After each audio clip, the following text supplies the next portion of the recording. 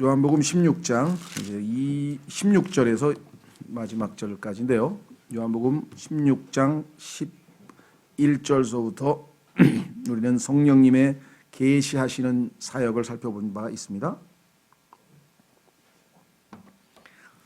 자, 드디어 우리는 이제 아드님께서 예수님께서 자기 자신에 대해서 또 자신을 따르는 자들에 대해서 그리고 성령님에 대해서 이제 말씀하셨고 이제 아버지에 대해서 말씀하시는 순간에 와 있습니다. 자, 그런데 예수 그리스도께서 여기에서 상당히 의아스러운 표현을 하셨기 때문에 많은 사람들이 당황하는데요. 자, 보십시오. 16절입니다. 요한복음 16장 16절 조금 있으면 너희가 나를 보지 못하겠고 다시 조금 있으면 너희가 나를 보리니 이는 내가 아버지께로 가기 때문이라 하시니라. 이에 그분의 제자들 중에 몇 사람이 자기들끼리 이르되 그분께서 우리에게 조금 있으면 너희가 나를 보지 못하겠고 다시 조금 있으면 너희가 나를 보리니 이는 내가 아버지께로 가기 때문이라 하시는데 이것이 무슨 말씀이냐 하고 그러므로 이르되 그분께서 조금 있으면 하고 말씀하시는데 이것이 무슨 말씀이냐 그분께서 무엇을 말씀하시는지 우리가 알지 못하겠노라 하거늘 이제 예수님께서 그들이 자기에게 묻고자 하는 것을 아시고 그들에게 이르시되 내가 조금 있으면 너희가 나를 보지 못하겠고 다시 조금 있으면 너희가 나를 보리라 하고 말하는 것에 대해 너희가 너희끼리 문의하느냐. 뭔가 이상한 걸 느끼지 않으셨어요? 왜 조금 있으면이란 말을 왜 이렇게 반복하는 거야? 막 그렇게 느끼셨겠죠. 상식적으로 우리가 대화할 때 이렇게 조금 있으면이란 말을 또 하고 또 하고 또 하고 또 하고 하지는 않겠죠. 그렇죠? 그러면서 읽으면서 야 이거 좀 뭔가 이상하다. 그래서 하나님 말씀 속에서 뭔가 의도가 있을지 모르겠다는 것을 그냥 이렇게 직감할 수 있는 것 같아요. 이거 좀 왜 이렇게 반복을 하실까? 조금 문장이 어색할 정도로 자 놀라운 사실은 7번에 걸쳐서 조금 있으면이 나옵니다. 자, 그건 좀 이따 얘기하고요. 상식적으로 보면 조금 있으면이 우리가 이미 주님께서 어떤 사역을 거쳐서 승천하셨는지를 알고 있기 때문에 풀어가는 게 어려울 게 없어요. 왜? 조금 있으면 너희가 나를 보지 못하겠고 정말 십자가에서 예수님께서 돌아가셨죠? 예, 그래서 이제 눈에는 안 보이시잖아요. 자, 다시 조금 있으면 너희가 나를 보리니 예수 그리스도께서 부활하셨습니다. 조금 있으면 예수님을 다시 보았어요. 이는 내가 아버지께로 가기 때문이라. 그래서 이제 그 다음은 승천하셔서 아버지께로 가십니다. 예수님은 지금 자신의 앞에 놓여진 그 여정을 설명해 줬는데 제자들은 지금 전혀 감을 못 잡고 있어요. 그래서 이에 그분의 제자들 중에 몇 사람이 자기들끼리 이르되 그분께서 우리에게 조금 있으면 너희가 나를 보지 못하겠고 다시 조금 있으면 너희가 나를 보리니 이는 내가 아버지께로 가기 때문이라 하시는데 이것이 무슨 말씀이냐 하고 아니 메시아는 조금 있으면 어디를 갈 리가 없는데 왜? 성경에 보니까 영원히 있다라고 성경에 구약 성경에 써 있었는데 메시아라고 한다면 저분이 메시아가 확실하다면 왜 어디로 간다고 말씀하시지? 이렇게 얘기를 했습니다. 자, 실제적으로 12장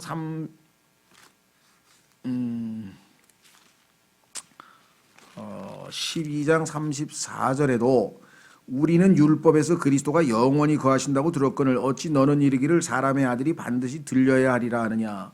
왜 십자가에 죽느냐. 메시아는 영원히 거한다고 성경에 써 있는데 이렇게 하면서 지금 유대인들이 성경을 근거로 의문을 제기한 적이 있고요. 시편에도 보면은 메시아가 영원히 거한다는 표현이 나오는데 예수님은 자꾸만 없어진다고 하니까 가야 한다고 얘기하고 그러니까 이게 뭐가 하면서 지금 못 알아듣고 있죠. 자, 이에 18절에 이제 이렇게 또 얘기했습니다. 그러므로 이르되 그분께서 조금 있으면 하고 말씀하시는데 이것이 무슨 말씀이냐 그분께서 무엇을 말씀하시는지 우리가 알지 못하겠노라 하거늘 그렇습니다. 지금 제자들의 경우에는 무슨 말씀을 하고 있는지 전혀 못 알아듣겠다라고 이 얘기를 했죠. 자, 여기에서 이제 예수님께서 이제 답변을 하시는데 답변하시기 전에 예수님도 또다시 반복을 한번 했어요. 아까 했던 얘기를 16절에 한 얘기를 그대로 반복을 합니다. 19절 이제 예수님께서 그들이 자기에게 묻고자 하는 것을 아시고 그들에게 이르시되 내가 조금 있으면 너희가 나를 보지 못하겠고 다시 조금 있으면 너희가 나를 보리라 하고 말한 것에 대해 너희가 너희끼리 문의하느냐 이렇게 됐습니다.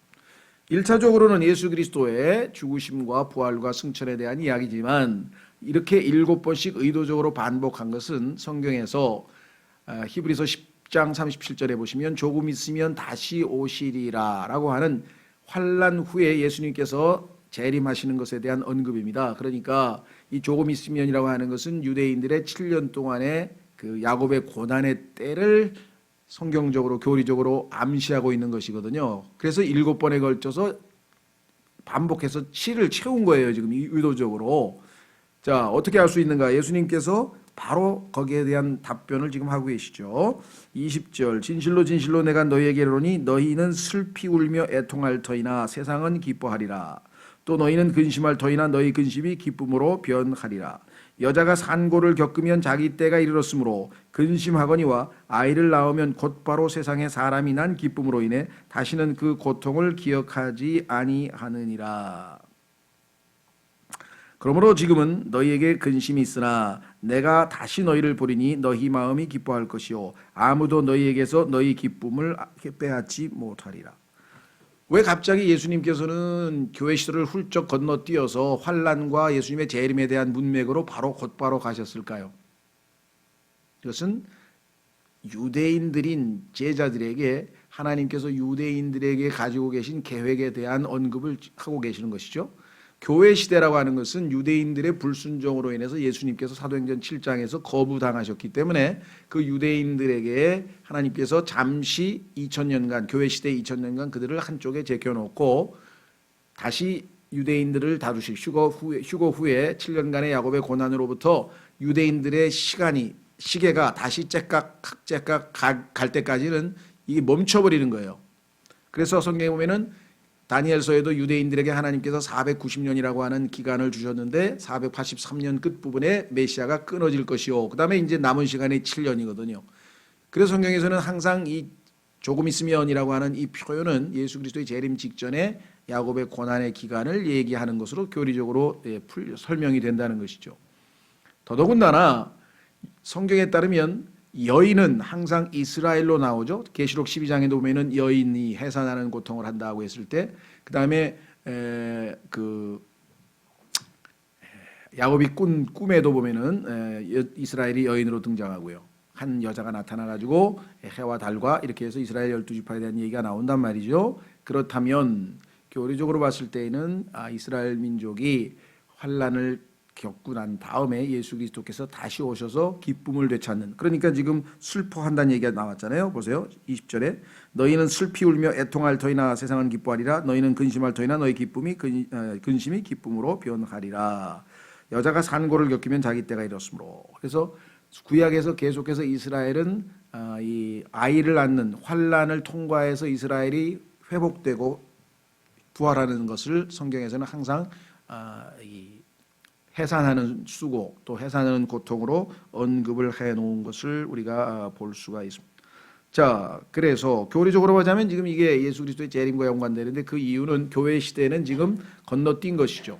유대인과의 관계에서 볼 때는 예수님의 초림, 야곱의 환난 7년이 남았고 그 다음에 예수님의 재림으로 예수님이 왕으로 오시는 것은 그렇게 스케줄이 초림, 그 다음에 야곱의 고난, 즉 483년에 예수님이 십자가에 죽으시고 나머지 7년 기간 동안에 유대인들이 징계를 통해서 마음이 녹아서 회개하고 드디어 예수님께서 다시 오시는 것으로 마무리되는 게 하나님의 경륜, 즉 하나님의 모든 계획의 일환입니다.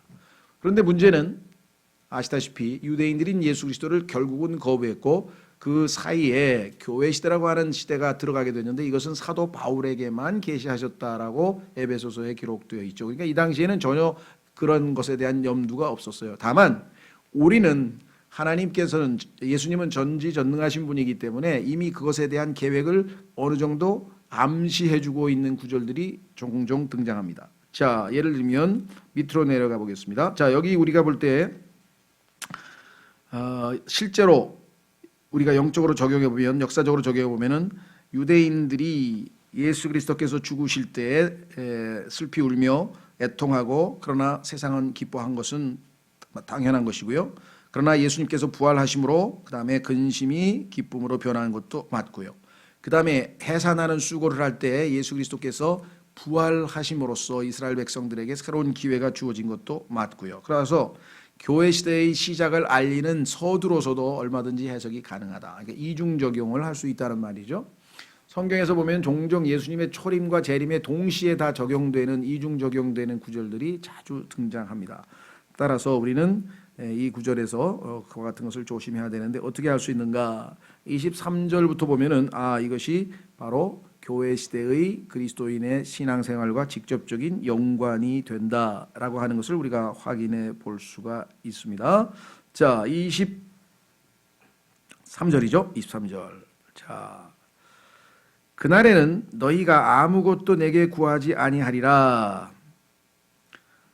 진실로 진실로 내가 너희에게 이르노니 너희가 무엇이든지 내 이름으로 아버지께 구하면 그분께서 그것을 너희에게 주시리라. 자, 예수 그리스도께서 부활 승천한 다음에는 그렇죠. 우리에게는 이제 주어진 것은 직접적으로 성령님을 통해서 또 중보자이신 예수님을 통해서 하나님께 기도할 수 있게 됩니다. 그래서 결국은 우리는 이제 예수 그리스도 이름으로 하나님께 기도할 수 있는 이 시대에 살고 있고, 그래서 24절 지금까지는 너희가 내 이름으로 아무것도 구하지 아니하였으나 구하라 그리하면 너희가 받으리니 이로써 너희 기쁨이 충만하리라. 이제 기도 응답을 우리에게 아버지께서 해 주실 수 있다. 예수님께서 이렇게 말씀을 하셨죠. 예. 자, 그래서 우리는 얼마든지 이 23절서부터 우리가 23절에 나와 있는 그날에는이라고 하는 말이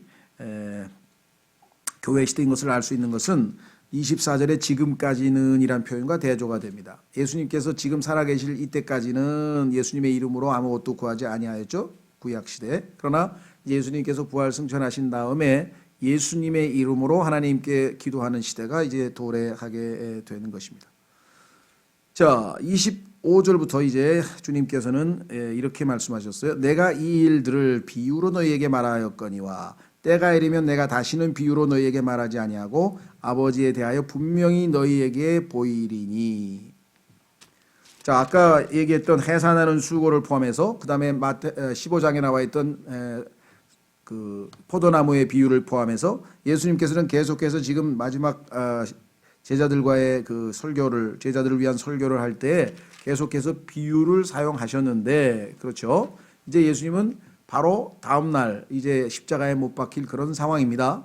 그렇기 때문에 예수님께서는 이제 더 이상 비유로 말하지 아니하고 아버지에 대하여 분명히 너에게 보이리니, 제자들에 대한 확실한 믿음을 주기 위해서 이제 더 이상 비유가 아니라 plainly 분명하게 말씀하실 타이밍이 왔다라고 지금 주께서 말씀하고 계시죠. 그날에는 너희가 내 이름으로 구하리라. 내가 너희를 위해 아버지께 기도하겠다고 너희에게 말하지 아니하노니.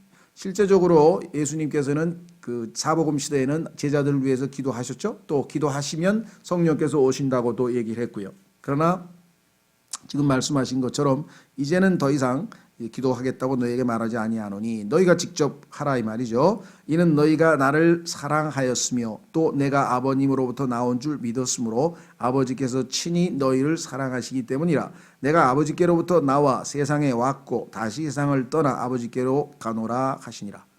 이제껏 비유로 말씀하시던 주님께서 드디어 완전히 탁 터놓고 정말 비유가 아닌 직설화법으로 다 이야기를 해버리셨어요. 그렇죠?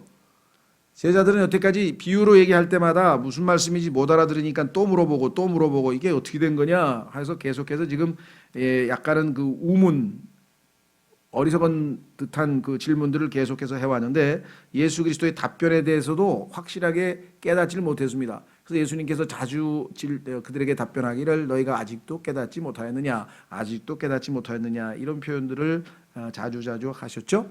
그런데 이제 예수님께서는 너희가 나를 사랑하였고 그리함으로 아버지께서 너희를 사랑하시니, 이렇게 해서 이제는 직접적으로 아버지와 예수님과의 관계, 아버지와 그리스도인과의 관계, 이러한 모든 것들을 공개적으로 이야기할 타이밍이라고, 때가 되었다고 주님께서 말씀을 하셨습니다.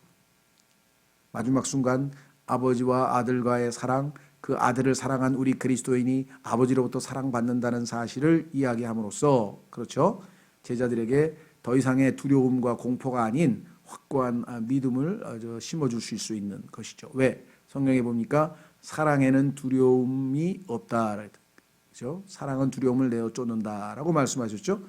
따라서 이제 예수님께서 가시고 나면 금방 다가올 박해와 여러 가지 어려움에 대해서 하나님의 사랑에 확고부동한 그런 믿음을 신뢰를 심어주시는 장면인 것 같습니다.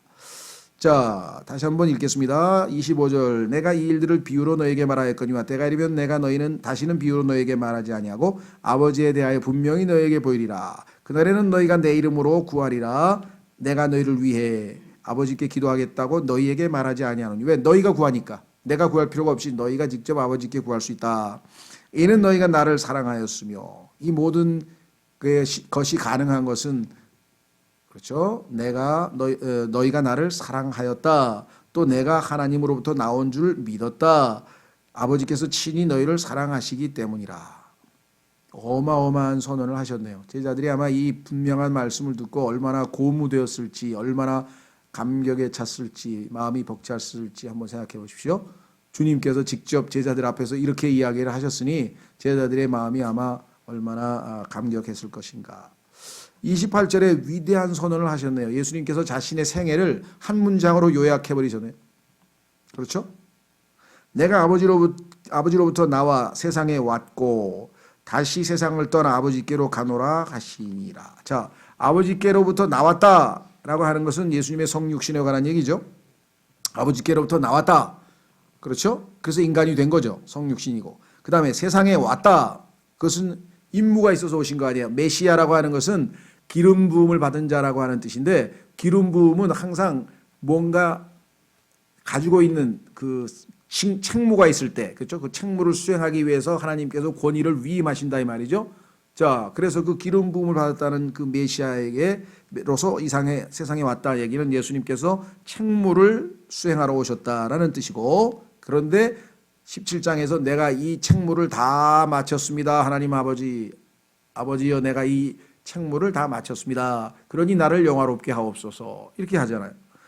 그 다음에 다시 세상을 떠난다는 얘기는 우리가 알다시피 뭡니까? 십자가에서 예수님께서 고통을 당하시고 죽으신다는 뜻이죠. 그리고 나서 그 다음에 예수님은 거기에 머물지 아니하고 부활 승천하셨기 때문에 마지막 순간에 뭐라고 했습니까? 아버지께로 가노라. 이 네 가지 동사를 통해서 예수 그리스도께서는 자신의 인생을 깔끔하게 마무리하셨네요. 얼마나 하나님 아니시고는 이렇게 말씀하실 수 있을까요? 내가 아버지께로부터 나와 세상에 왔고 다시 세상을 떠나 아버지께로 가노라. 그러니까 제자들이 너무나 좋아했어요. 왜? 그분의 제자들이 그분께 이르되 보소서 이제는 주께서 분명하게 말씀하시고 아무 비유도 말씀하지 아니하시니 이제야 우리가 주께서 모든 것을 아시고 또 아무도 주께 여쭐 필요가 없는 줄 확신하나이다. 이제 분명하게 알겠습니다. 하늘로부터 아버지께서 오셨습니다. 이로써 주께서 하나님으로부터 오신 줄을 우리가 믿나이다 하매. 이 이야기가 이제야 나온다는 것은 제자들의 영적인 그 성숙도가 아직은 미흡하다는 것을 우리에게 여실히 보여주고 있죠. 자, 서신서에서도 예수님의 인생을 아주 한마디로 간결하게 요약한 곳이 두 곳이 있는데 한번 확인해 보겠습니다. 참 성령님이 아니고서는 이렇게 예수님의 인생을 요약할 수 있을까 싶을 정도의 참 지혜로우신 표현이신데요. 자, 사도행전으로 가보겠습니다. 사도행전 10장.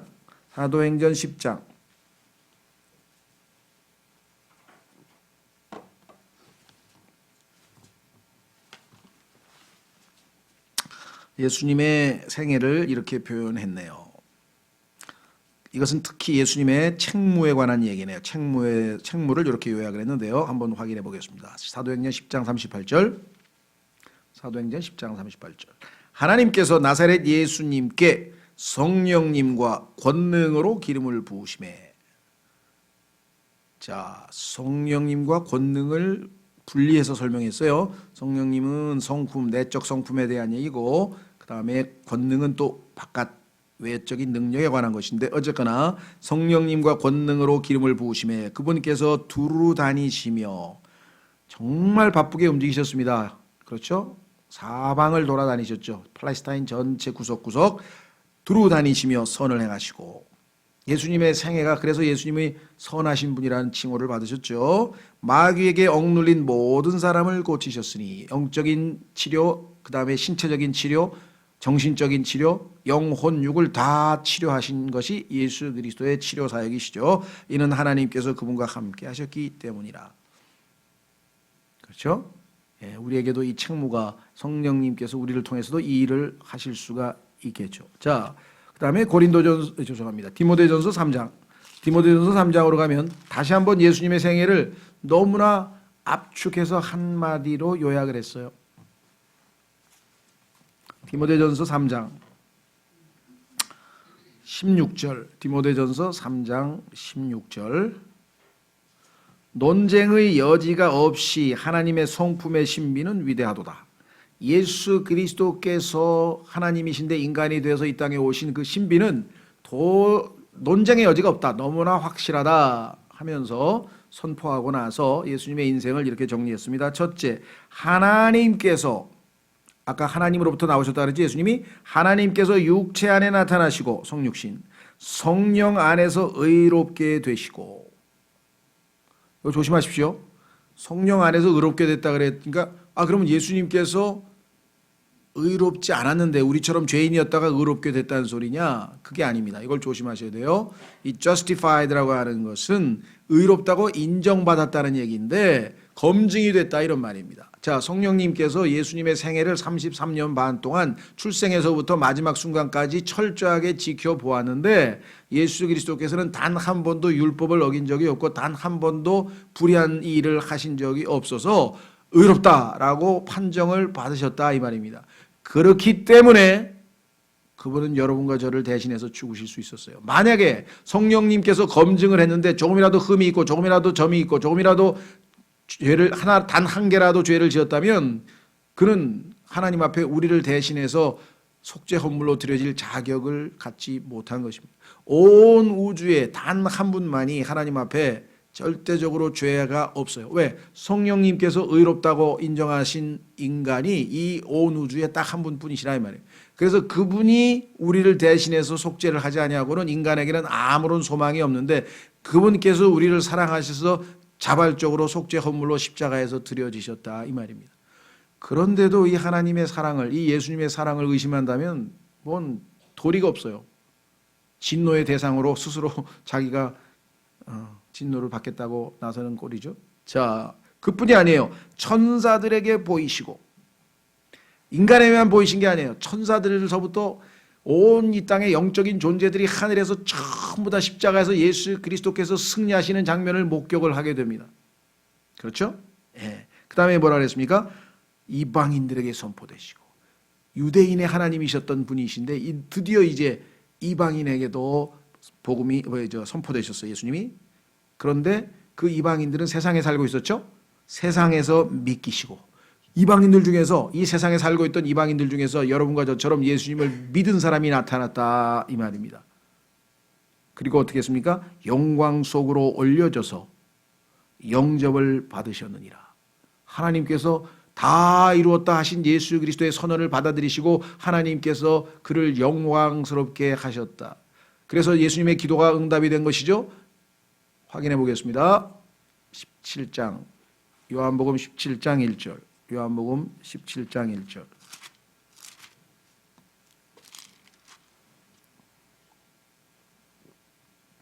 예수님께서 이 말씀들을 하시고 눈을 들어 하늘을 향해 이르시되 아버지여 때가 이르렀사오니 아버지의 아들을 영화롭게 하사 아버지의 아들도 아버지를 영화롭게 하도록 하옵소서.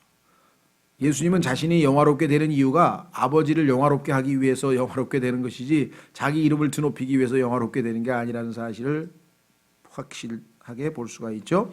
자, 그래서 우리는 28절을 통해서 참으로 놀라운 선언, 예수님께서 다시 한번 말씀하셨습니다. 내가 아버지로부터 나와 세상에 왔고 다시 세상을 떠나 아버지께로 가노라 하시니라. 네 가지 동사를 통해서 자신의 삶을 정리하셨는데 제자들이 그렇게 명백하게 말씀하시니까 너무나 좋은 거예요. 비유로 말씀하시지 않고. 그래서 이제야 알겠습니다 하면서 믿나이다. 뭘 믿다 그랬습니까? 주께서 하나님으로부터 오신 줄을 우리가 믿나이다 하며. 문제는 어디 있습니까?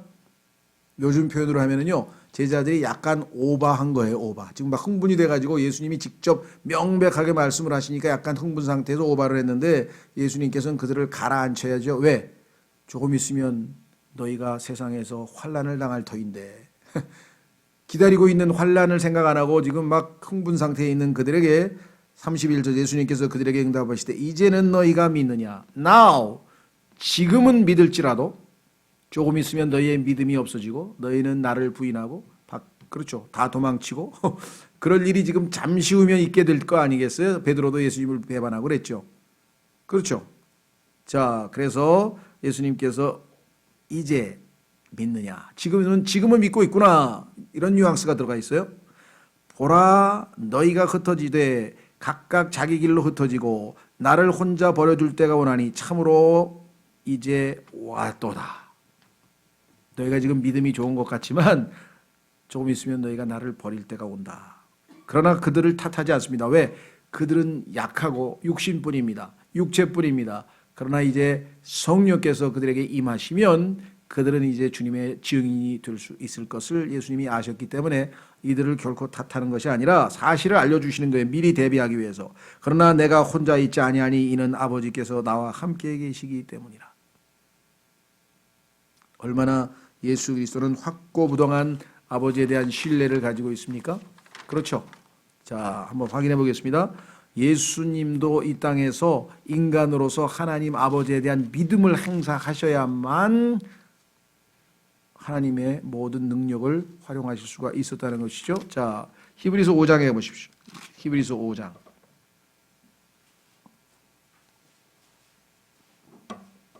어떤 분들은 예수님께서야 뭐 그런 고난 다 이기실 수 있지. 왜? 하나님이시니까.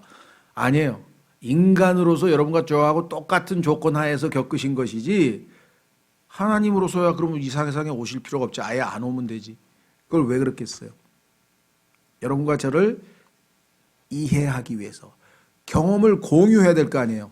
우리와 똑같이 시험을 당하시고 우리와 똑같이 배고프시고 우리와 똑같이 힘든 삶을 살아보셔야 죄인들을 이해하시고 죄인들을 대신해서 죽으시고 그 죄인들이 예수님을 믿을 때 그 죄인들을 도와주실 수 있다고 히브리서에 써 있잖아요. 예수님께서 그것을 직접 체험하지 않으셨으면 전능하신 하나님으로서는 모든 것을 다 알고 계시겠지만 전능하시니까. 그러나 예수님은 완전하지가 않아요. 왜? 체험을 안 해봤다는 것이죠. 그래서 여기 보시면 죽기까지 순종함으로 완전하게 되셨도다. 그것을 인간으로서의 모든 체험을 완전하게 다 완성하셨다고 성경에 써 있잖아요. 자, 히브리서 5장 7절. 그분께서는 친히 육체로 거하던 때에 자기를 사망으로부터 능히 구원하실 분에게 강렬한 부르짖음과 눈물로 기도와 간구를 드리셨고 또 친히 두려워하셨으므로 하나님께서 들으셨느니라. 기도응답을 통해서 그분께서는 아들이실지라도 친히 고난받으신 일들로 말미암아 순종하기를 배우사 완전하게 되셨으므로. 자, 완전하다는 말은 성경에서 죄가 없다는 뜻이 아니라 그랬죠. 예수님은 원래부터 죄가 없었어요. 그런데도 완전하지는 않았어요. 왜? 인간으로서 즉 육체를 입고 이 땅에서 인간의 고뇌와 삶과 슬픔과 고통을 체험해 본 적이 없다 이 말이죠. 하나님으로서야 알지만 이해가 되세요?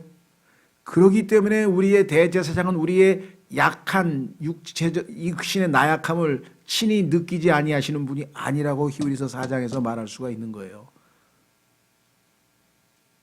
9절 완전하게 되셨으므로 자기에게 순종하는 모든 사람들에게 영원한 구원의 창시자가 되시고 그렇습니다. 자, 그래서 요한복음으로 다시 돌아옵니다. 요한복음으로 마무리를 짓겠습니다. 요한복음 16장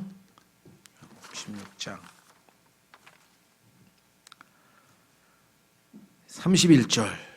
너희가 이제는 믿는데 그러나 이제 문제가 뭐가 있느냐. 보라 너희가 흩어지되 각각 자기 길로 흩어지고 나를 혼자 버려줄 때가 오나니 참으로 이제 왔도다. 그러나 내가 혼자 있지 아니하니 이는 아버지께서 나와 함께 계시기 때문이라. 요한복음 8장에서는 또 뭐라 그랬습니까? 예수님께서 나를 하나님께서 홀로 두시지 않는 이유는 내가 항상 아버지가 기뻐하시는 일만 하기 때문이라고 성경에 써 있어요. 한번 확인하시죠. 그것도 역시 중요한 구절인데요.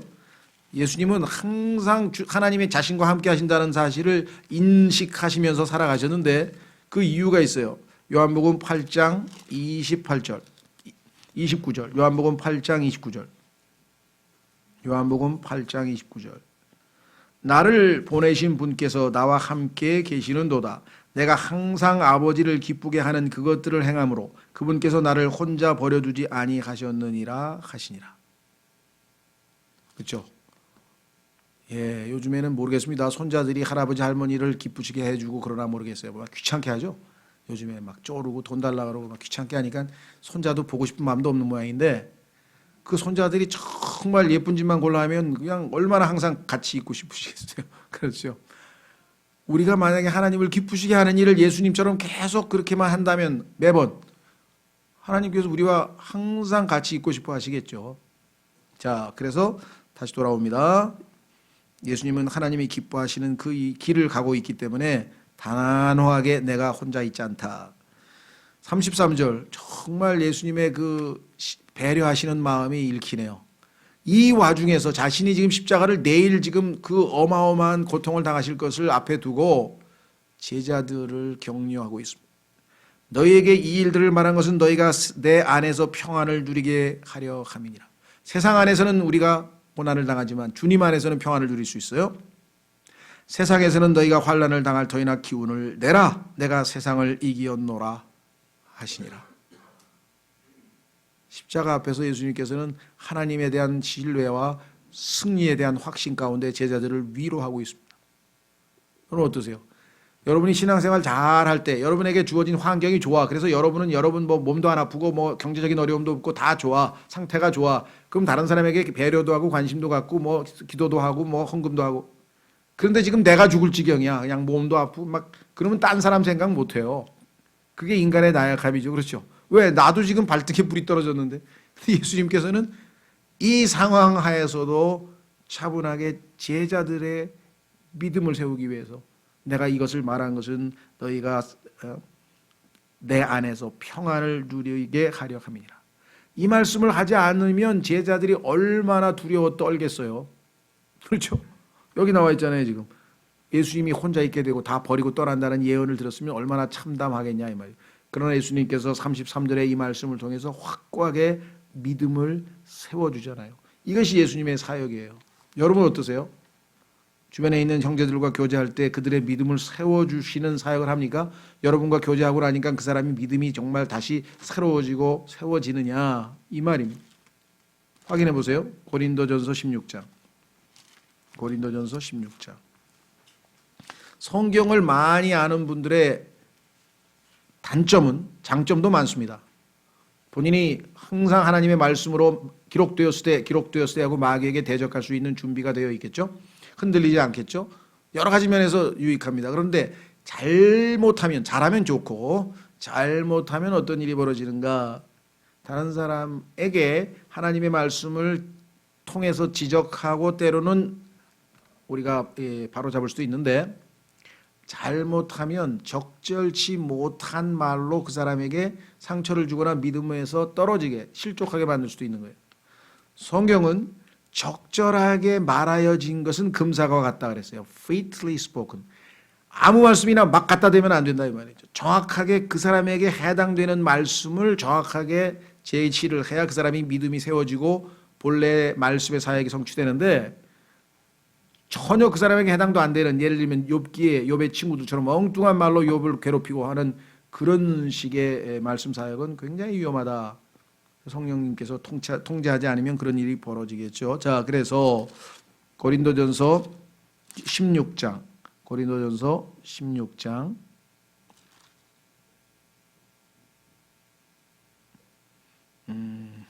어디 있나요? 16장 모든 일, 14장 26절. 16장은 모든 것을 사랑으로 하라는 얘기고요. 여기서는 모든 것을 어떻게 해야 되느냐. 고린도전서 14장 26절의 맨 끝부분에 보십시오. 뭐라고 되어 있냐면은 모든 것을 남을 세우기 위하여 할지니라. 다른 사람의 믿음을 세워줘야 된다 이 말이죠. 예수님께서는 지금 경고만 하고 두려움에 떨게 내버려두고 가신 게 아니잖아요. 마지막 위로의 말씀을 통해서 그들에게 믿음을 확고하게 세워주고 가셨죠. 그렇죠? 무슨 말씀인지 이해가 되시죠? 예수님의 사역에는 항상 이와 같은 세움이 있었다는 것. 결국은 예수님은 교회를 edifying 세우셨죠. 자, 그래서 우리는 이제 그 길고 긴 요한복음 16장을 마무리 지었습니다. 다음 주에는 이제 우리가 요한복음의 심장이요, 어떤 의미에서는 성경의 심장이라고도 할 수 있는 부분으로 들어가는데, 왜냐? 이것은요, 하나님과 하나님의 아들이신 삼위일체 예수님과 성령님을 통해서 세 분이 지금 대화를 하는데, 물론 대화는 예수님께서 지상에서 아버지께 일종의 그 기도와 보고입니다. 하나님 앞에서 자신이 이 지상 사역을 마치면서 하나님 앞에 일종의 보고를 하고 그 다음에 제자들을 위해서 기도하는 장면이 나오는데, 한 장 전체가. 그런데 예수님께서는 의도적으로 이 기도를 큰 소리로 들리도록 하셨어요. 이 하나님과 하나님의 아들이신 예수님과의 대화, 특히 예수님께서 아버지께 하신 그 모든 말씀 하나하나 속에 담겨져 있는 그 심오한 것들을 우리가 조금이라도 맛본다면 아마 정말 큰 소득이 될 것 같아요. 하나님과 예수 그리스도 아버지와 아들 사이에서는 이런 대화를 하는 것이구나 라는 것을 우리가 맛볼 수가 있죠. 예, 그래서 정말 이 요한복음 17장 뭐 얼마만큼 길게 할지는 모르겠습니다. 우리가 계속 이것만 붙들고 하는 건 아니니까요. 그래도 우리가 좀 비교적 좀 자세하게 공부를 하려고 합니다.